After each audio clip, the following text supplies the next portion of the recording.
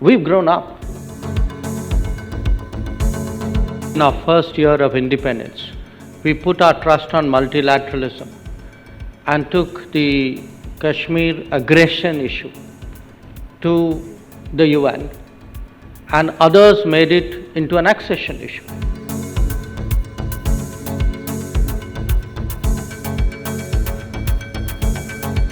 If you're going to ask 5 countries saying, would you mind changing the rules so that you have less power? Guess what the answer is going to be?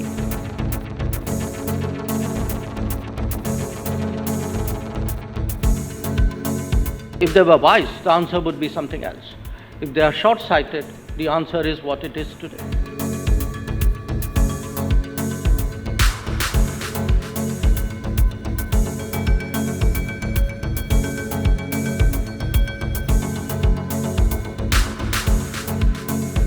Whose rules? How does it work? Because what has also happened is, in many cases, the rules have been gamed. The world trading rules have been gamed.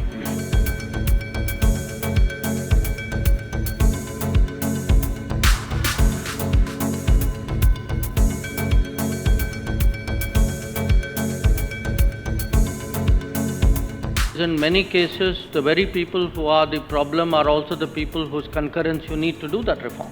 I looked at the last decade. We have actually initiated or joined 36 different alliances or groups or coalitions or whatever it is in very different fields.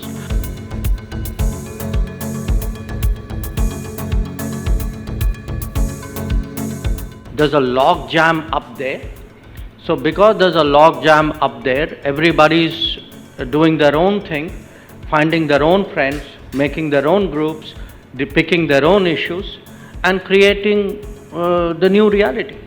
So the new reality is actually going to be much less disciplined. It's going to be more fragmented in many ways, but it will still be effective, because if the guys up there aren't delivering, you got to do your own thing. The reality in many cases is we won't find middle ground. We will find some ground, some common ground, but the idea that everybody would agree on the most important issues of the day is a bit of a fantasy.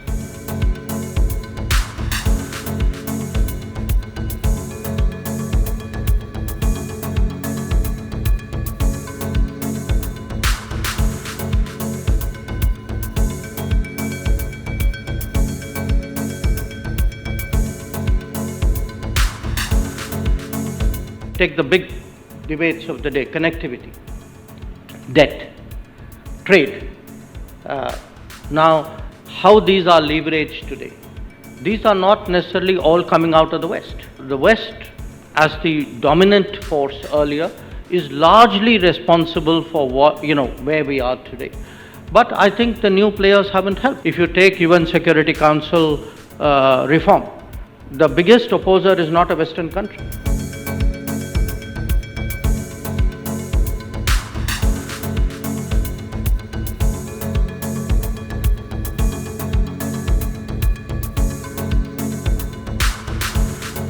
To the hearts and the pocket observation, I would say, to add to that also the mind, that life is about hearts, life is about pockets, but life is also about thinking your way through, thinking for yourself.